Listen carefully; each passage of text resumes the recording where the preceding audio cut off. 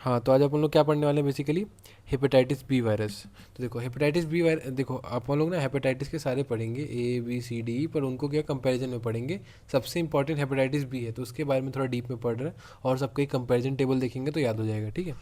तो hepatitis B virus पढ़ रहे हैं। हेपेटाइटिस बी वायरस में कौन से मेजर टॉपिक पढ़ रहे होंगे, क्लिनिकल फीचर्स और लैब डायग्नोसिस, ठीक है ना। तो क्लिनिकल फीचर्स में क्या होता है बेसिकली, देखो इसको डेवलप होने में लगभग 30 से 180 दिन लगता है। बेसिकली ब्लड के थ्रू ट्रांसपोर्ट हो रहा है, ब्लड ट्रांसफ्यूजन रिएक्शन से आ सकता है, सेक्सुअल कॉन्टेक्ट से आ सकता है।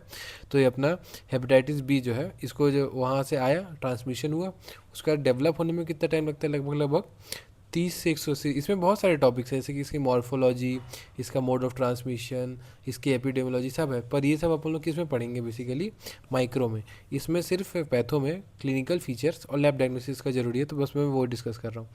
तो देखो इसका हेपेटाइटिस बी का जो इंक्यूबेशन पीरियड है और हेपेटाइटिस वायरस के कंपेरिजन में लंबा होता है, कितना, 30 से 180 दिन का होता है, ठीक है ना। इस दौरान में ये अपने लीवर में मल्टीप्लाई कर रहा होता है। तो देखो इसका एक अपन लोग ना फ्लो चार्ट समझ लेते हैं कि हेपेटाइटिस बी वायरस करता क्या है। तो जैसे मान लो 100 लोगों को हेपेटाइटिस बी वायरस हुआ, ठीक है, हेपेटाइटिस बी वायरस का इन्फेक्शन हुआ, तो उसमें से 5 लोग जो होंगे वो कैरियर बन के रह जाएंगे, मतलब कोई भी एक भी सिम्टम होगा ही नहीं।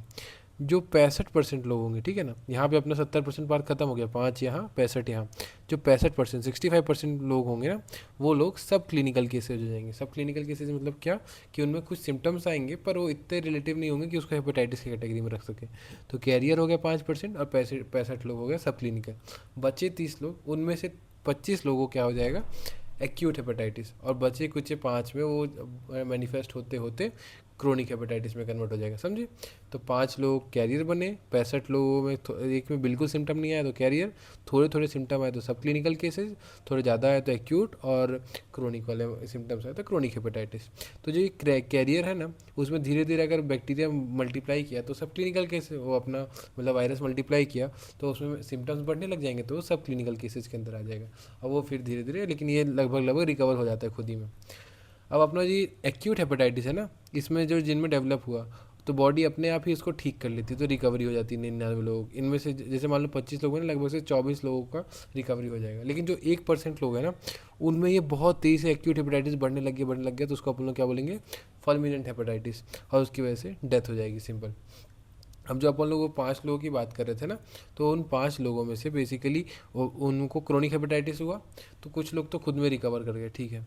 कुछ लोगों में वो सिरोसिस हो जाता है, अपना अपन लोग सिरोसिस और हिपेटोसेलुलर कार्सिनोमा, अलग से एक नया नया वीडियो है तो उसके बारे में अच्छे से समझेंगे कि सिरोसिस क्या होता है और हिपेटोसेलुलर कार्सिनोमा क्या होता है। तो सिरोसिस वाला वीडियो, सिरोसिस या फिर हिपेटोसेलुलर कार्सिनोमा में कन्वर्ट हो सकता है, और वो फिर अल्टीमेटली या तो सिरोसिस हिपेटोसेलुलर कार्सिनोमा बनेगा फिर डेथ हो जाएगा, या तो सिरोसिस डायरेक्टली डेथ करा देगा, तो अल्टीमेट क्या हो जाएगा, डेथ हो जाएगा, समझे, सिंपल। तो किसी एक पर्टिकुलर स्टेज पे रुक भी सकता है, ऐसा नहीं, जैसे मान लो हिपेटोसेलुलर कार्सिनोमा वाला स्टेज था, उसके बाद अगर आप लोग दवाई दे दी तो कहीं ठीक हो जाएगा, तो वापस अपना रिकवरी हो जाएगा। लेकिन नहीं ठीक हुआ, कुछ नहीं दे रहे हैं दवाई, तो ऐसे मैनिफेस्ट होता है। तो 100 लोगों में से 5 लोग कैरियर बने, 25 लोग सब क्लिनिकल, मतलब 65 लोग सब क्लिनिकल केसेस बचे, 25% एक्यूट हेपेटाइटिस और 5% क्रोनिक हेपेटाइटिस। फिर उसका आगे बढ़ाते चलो, इसमें 99% रिकवरी, 1% में फॉल्मिनेंट, इसमें 25% 30% के आसपास सिरोसिस, हिपेटोसेलुलर कार्सिनोमा डेथ, या फिर डायरेक्टली डेथ, सिंपल। तो वही सब क्लिनिकल केसेस की बात किया ना, उसमें क्या होता है, मतलब क्या, कि person is infected with virus लेकिन do not show any significant symptoms नहीं दिख रहे हैं ऐसे खास, हेपेटाइटिस वाले। एक्यूट हेपेटाइटिस में क्या होता है, पर्सन वायरस से इन्फेक्टेड है, और उसमें जो मैनिफेस्टेशन हो रहा है, जो सिम्टम्स हो रहा है ना, उनको 2 ग्रुप में बांट सकते हैं, एक प्री इक्टेरिक फेज और एक इक्टेरिक फेज। प्री इक्टेरस मतलब क्या होता है, जॉन्डिस। तो जो जिनमें जॉन्डिस अभी नहीं हुआ है, तो जॉन्डिस नहीं हुआ मतलब क्या, फटीक, थकान हो रखा है, एब्डोमिनल डिस्कम्फर्ट, गैस्ट्रोइंटेस्टाइनल सिम्टम्स, ये सब इस फेज में आते हैं। इसके बाद वाला फेज क्या, लीवर जब डैमेज हो गया तो कौन सा फेज हो जाएगा, जॉन्डिस वाला। तो लीवर डिसफंक्शन हुआ तो जॉन्डिस, और उसकी वजह से क्या हुआ, yellowing of skin, yellowing of eye, ये सब हो रहा है, ठीक है ना। तो ये किस कंडीशन में आ जाता है, एक्यूट हेपेटाइटिस में। एक्यूट हेपेटाइटिस कब हो रहा है, वायरस इन्फेक्ट हुआ और उसमें सिम्टम दिख रहे हैं, उसको 2 पार्ट में बांटे, प्री इक्टेरिक और इक्टेरिक। प्री इक्टेरिक में क्या हो गया, फटीक, एब्डोमिनल डिस्कम्फर्ट और गैस्ट्रोइंटेस्टाइनल सिम्टम, जबकि इक्टेरिस में क्या हुआ, जॉन्डिस, इसकी वजह से येलोइश डिस्कलरेशन हो गया। फिर अपन लोग का क्या था, क्रोनिक हेपेटाइटिस वाला पार्ट। तो देखो क्रोनिक हेपेटाइटिस में क्या क्या हो रहा था, आगे जाके हिपेटोसेलुलर कार्सिनोमा या फिर सिरोसिस, और इनके बारे में अच्छे से डीप में अपन लोग वीडियो में पढ़ेंगे ही आगे जाके। फिर एक होता है एक्स्ट्रा हेपेटिक कॉम्प्लिकेशन। ये क्या होता है, जैसे इसमें इसके अंदर आता है सीरम सिकनेस सिंड्रोम, ये अपन लोग हाइपर सेंसिटिविटी में ही पढ़े। इसमें क्या होता है, जैसे मान लो बहुत सारा वायरस आया, ठीक है, तो उसके अगेंस्ट एंटीबॉडी बन रही होगी, और एंटीजन एंटीबॉडी जो कॉम्प्लेक्स बना वो जाके फिर ब्लड वेसल जो है ना इसी में ट्रैवल कर रहा था एंटीजन, उससे एंटीबॉडी बाइंड किया, एंटीजन एंटीबॉडी कॉम्प्लेक्स बना, वो जाके ब्लड वेसल में डिपॉजिट हो गया, और जहाँ पे डिपॉजिट हो गया तो फिर वहाँ पे अलग अलग इम्यून सेल अटैक करेंगे एंटीजन के अगेंस्ट, तो क्या टाइप 3 हाइपर सेंसिटिविटी रिएक्शंस हो जाता है, ठीक है ना, ये क्या एक्स्ट्रा हेपेटिक कॉम्प्लिकेशन। तो ये सब क्लिनिकल फीचर है। अब हम लोग कैसे पढ़े, इंक्यूबेशन पीरियड क्या हुआ इसका, बेसिकली 30 दिन से 180 दिन का हुआ। इसका फ्लो चार्ट में या तो उसको कैरियर कन्वर्ट कर दो, या तो सब क्लिनिकल केसेस एक्यूट या फिर क्रोनिक, फॉल्मिनेंट इधर से सिरोसिस और हिपेटोसेलुलर कार्सिनोमा, और अल्टीमेटली सबको केस में जोड़ दो डेथ में। सब क्लिनिकल केसेस में क्या हुआ, वायरस आया पर क्लिनिकल मैनिफेस्टेशन कुछ खास नहीं है। एक्यूट में वायरस भी आया, क्लिनिकल मैनिफेस्टेशन को दो पार्ट में बांटे, एक तो प्री इक्टरिक और एक इक्टरिक। इक्टरिक में क्या हो रहा है, जॉन्डिस, जॉन्डिस की वजह से येलोइंग हो रहा है, और प्री इक्टरिक में बस पेट वेट दर्द करा दो नॉर्मल सा। क्रोनिक में हिपेटोसेलुलर कार्सिनोमा और सिरोसिस, और एक्स्ट्रा हिपैटिक कॉम्प्लिकेशन में आता है सीरम सिकनेस सिंड्रोम, जिसमें क्या हो रहा है, एंटीजन के अगेंस्ट एंटीबॉडी बन रहा है, दोनों रिएक्ट कर रहा है, ब्लड वेसल में डिपॉजिट हो रहा है, और उसके रिस्पॉन्स में हाइपर सेंसिटिविटी शो हो रही है, उसको अपन लोग बोल रहे हैं टाइप 3 हाइपर सेंसिटिविटी, सिंपल। अब अपन लोग पढ़ने जा रहे हैं क्या, लैब डायग्नोसिस, ये सबसे इंपॉर्टेंट है, ये अपना माइक्रो में भी एज इट इज तुम लिख सकते हो, कोई दिक्कत नहीं है। तो देखो इसमें होता क्या है, पहले उसको समझने के पहले ना अपने को वायरस को समझना पड़ेगा। तो वायरस के पास टोटल ना उसका जो स्ट्रक्चर होता है ना, देखो बाहर की तरफ जो उसका पूरा बना रहा है तो उसको अपन लोग बोलेंगे सरफेस, तो सरफेस एंटीजन, उससे एसोसिएटेड प्रोटीन को सरफेस एंटीजन बोलेंगे। उसके अंदर क्या होगा, प्री कोर, और सबसे अंदर क्या होगा, कोर। तो देखो कोर, प्री कोर और सरफेस। तो देखो कोर को अपन लोग बोलते हैं सी, प्री कोर को बोलते हैं ई, और सरफेस को बोलते हैं एस, सिंपल। तो देखो सरफेस वाले एंटीजन को क्या बोलेंगे, एच बी, एच बी मतलब हेपेटाइटिस बी, तो hepatitis B surface antigen H B S antigen. जो प्री कोर वाला होगा वो होगा एच बी ई एंटीजन, और जो कोर वाला होगा वो होगा H B C antigen, simple.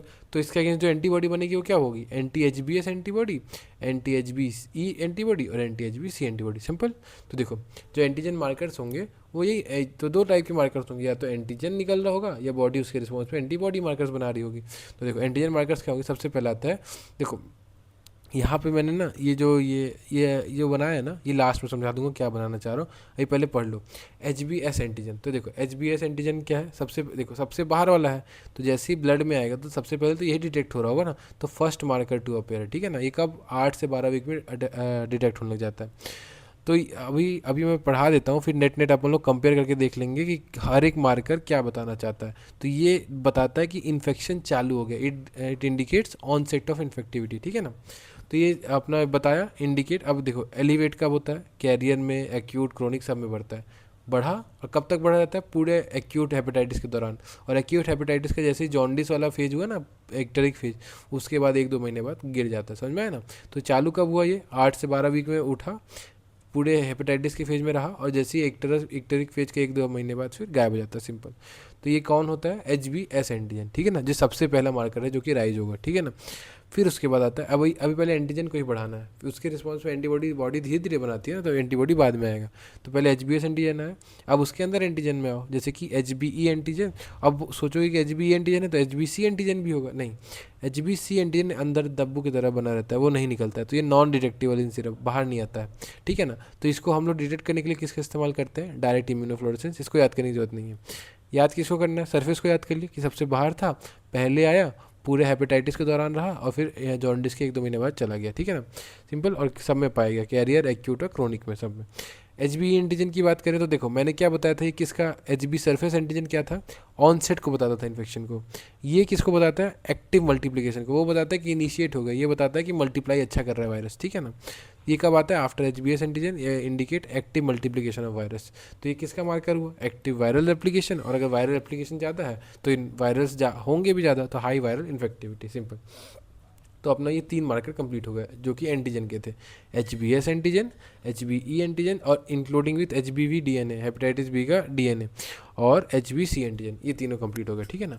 तो देखो ये अपना सरफेस को बता रहा है, ये कोर, प्री कोर को बता रहा है, कोर को बता रहा है, तो ये दिखेगा, ये दिखेगा, ये नहीं दिख रहा होगा, ठीक है ना। फिर अपन लोग देखते हैं क्या, एंटीबॉडी मार्कर्स। तो एंटीबॉडी मार्कर्स में क्या होता है, अपना देखो जैसे यहाँ पे अपन चालू किए थे ना, बाहर से अंदर की तरफ आ रहे थे, जो अब एंटीबॉडी बनेगा ना वो जस्ट उसका उल्टा बनेगा, मतलब क्या, अंदर से बाहर। तो पहला जो एच बी सी एंटीबॉडी दिख रहा होगा, एच बी ई एंटीबॉडी भी है, और एच बी एस एंटीबॉडी, ऐसा होता है। तो देखो अपना एच बी एस एंटीबॉडी, जो एच बी सी एंटीबॉडी है ना, देखो तो उसमें दो टाइप के हैं अपना IgM और IgG, दो टाइप के हैं, ठीक है ना। तो IgM वाला पहले बनता होगा और IgG वाला लेट बनता है, सिंपल सी बात है। तो ये किसका बताता है, ये मार्कर ऑफ एक्यूट हेपेटाइटिस, अभी अभी जल्दी बन रहा है ना, तो एक्यूट हेपेटाइटिस का मार्कर हुआ, जबकि ये पास्ट या फिर पास्ट इन्फेक्शन का इंडिकेटर है, ठीक है ना। और इसके बाद अब मैंने क्या बोला, बाहर से अंदर की तरफ आते जाओ, मतलब पहले क्या कि एंटीजन के लिए अपन लोग बाहर से अंदर के लिए आए और एंटीबॉडी के लिए अंदर से बाहर के लिए जाए। तो पहले anti-HBC एंटीबॉडी को देखें, फिर anti-HBs एंटीबॉडी को देखेंगे, ठीक है ना। ये ज़्यादातर अपना वैक्सीन इंड्यूस इम्यूनिटी को बताता है। तो अगर यहाँ कंफ्यूज हो रहोगे ना, तो सबसे अच्छा ये फ्लो चार्ट को देख लोगे तो याद रहेगा कि कौन पहले आता है। तो देखो सबसे पहले एंटीजन आता है, कौन सा वाला, HBs एंटीजन। उसके बाद अपना उसके अंदर वाला एंटीजन, जैसे कि HBe एंटीजन और HBVDN, HBC नहीं आएगा, ठीक है ना, HBC एंटीजन नहीं रहता है, उसको इम्यूनोफ्लोरेसेंस। तो अब एंटीबॉडी को ले आओ, तो अंदर से बाहर की तरफ जाओ, मतलब क्या, anti-HBC एंटीबॉडी, और फिर उसके बाद कोर आ गया। अब कोर के बाद बाहर वाला एंटीबॉडी, तो anti-HBe एंटीबॉडी। तो देखो anti-HBC एंटीबॉडी का कौन सा टाइप आएगा, पहले IgM, ये एक्यूट हेपेटाइटिस को बताएगा। फिर उसके बाद anti-HBe एंटीबॉडी आएगा, फिर उसके बाद आएगा anti-HBC एंटीबॉडी, उसका कौन सा, IgG। HBC दो बार आ गया, पहले IgM फिर IgG, और लास्ट में आता है anti-HBs एंटीबॉडी, ठीक है ना, सिंपल सी बात है। तो ये अपना हो गया, क्या हो गया, अपना एंटीजन मार्कर्स और एंटीबॉडी मार्कर्स। तो ये जो मैंने बताया ना कि देखो पहले पर्पल आया, फिर लाल आया, फिर पीला आया, फिर उल्टा हो जाएगा, फिर पीला आएगा, पर्पल आएगा, लाल, ऐसे टाइप का आएगा, सिंपल। तो ये अपना हो गया क्या, मार्कर्स। तो अपन लोग ने क्लिनिकल फीचर्स समझ लिया। क्लिनिकल फीचर में सब एक्यूट, क्रोनिक और एक्स्ट्रा हेपेटिक। एक्स्ट्रा हेपेटिक का नाम क्या था, सीरम सिकनेस सिंड्रोम, और इसको अपन लोग ने देखा, इसका ये डायग्राम, बल्कि ये याद रखोगे तो बेटर है। पहले कौन एंटीजन उठता है, तो ये जो ग्राफ है ये एंटीजन को बता रहा है। फिर एंटीबॉडी उठता है, तो देखो ये anti-HBc एंटीबॉडी को दिखा रहा है, फिर ये anti-HBe एंटीबॉडी को दिखा रहा है, और ये anti-HBs एंटीबॉडी को दिखा रहा है। ये सिंपल सी बात है, ठीक है ना। ये वाला IgM को दिखा रहा है, ये वाला IgG को दिखा रहा है। तो देखो पहले देखो HBC वाला जो होगा ना एंटीबॉडी, एक और तीसरा रहेगा, दूसरे में कौन रहेगा, HBe एंटीबॉडी, और लास्ट में HBs लगा, तो सिंपल सी बात है। तो ये अपना ग्राफ बन जाएगा। तो अपने कंप्लीट हो गया, ठीक है ना, सिंपल। तो डायग्नोसिस में मार्कर को पहले बाहर से अंदर की तरफ आओ, और एंटीबॉडी में अंदर से बाहर की तरफ जाओ, सिंपल। चलो।